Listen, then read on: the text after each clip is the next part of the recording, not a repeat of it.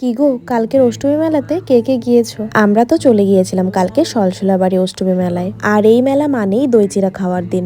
মেলায় ঘুরতে ঘুরতে হালকা অসুস্থও হয়ে পড়েছিলাম। আমরা কিন্তু একা ঘুরিনি, সাথে মেসো, মাসি, ভাই সবাই ছিল। আর সুকু আমাকে দেখো এখানে 2 টাকা দিচ্ছে। হ্যালো সবাইকে, আবারও চলে এসেছি নতুন আরেকটি ব্লগ নিয়ে। আমি মেলায় যাওয়ার জন্য কিন্তু একদম রেডি হয়ে গেছি। আর সুকুও আমাকে নিতে চলে এসেছে। এখন আমরা দুজনে মিলে বেরিয়ে পড়লাম সলসলাবাড়ি মেলার উদ্দেশ্যে। আর 12বিশা দিয়ে যেতে যেতে এই দৃশ্যটা আমার চোখে পড়লেই আমার ভয়ে আত্মা কেঁপে ওঠে। দুদিন আগে 12বিশায় একটি রেস্টুরেন্ট থেকে আগুন লাগে। আর সেই রেস্টুরেন্টের সাথে যতগুলো দোকান ছিল, প্রায় 10খানা দোকানের মতন সবগুলো পুড়ে ছাই হয়ে যায়। জাস্ট ভয়াবহ একটি ঘটনা। জায়গাটা দেখলে ভীষণ খারাপ লাগে। যাগে, যেটা হবার তো সেটা হয়ে গেছে, কিন্তু এই জায়গাটায় এসে মনটা ভীষণ খারাপ হয়ে গেছিল। প্রে করি এই সবকিছু যেন খুব তাড়াতাড়ি ঠিক হয়ে যায়। আর এটা হলো আমাদের 12বিশা রাইডার ব্রিজ।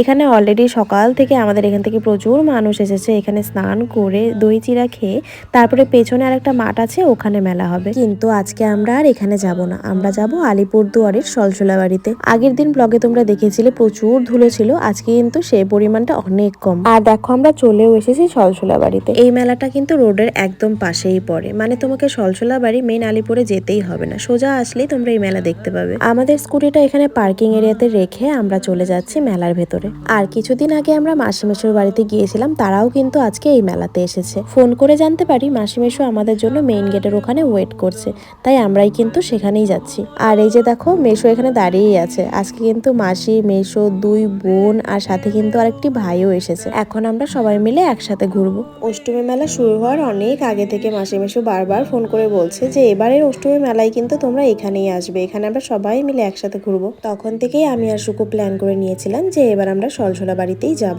আমরা এখানে আজকে নদীতে স্নান করব না। আর সুকু তো সকাল সকালই নদীতে স্নান করে নিয়েছে, আর আমি বাড়ি থেকে স্নান করে এসেছি। তাই প্রথমে আমরা নদীর ওখানটায় যাচ্ছি, ওখানে গিয়ে নদীতে লবণ ভাসানো হবে। আর আমরাও একটু নদী থেকে জল ছিটিয়ে নিয়ে তারপরে ঠাকুর মন্দিরে যাব। ছোটবেলা থেকে এই অষ্টমী মেলার নাম শুনলে আমি প্রচন্ড পরিমাণে খুশি হয়ে যেতাম।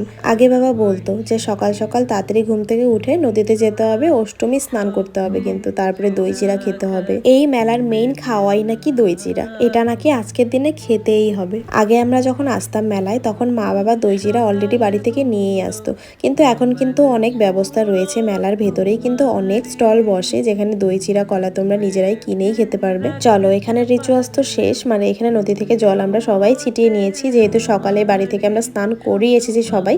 এখন আমরা যাচ্ছি ওপরে, ওখানে আমরা যাব মন্দিরে।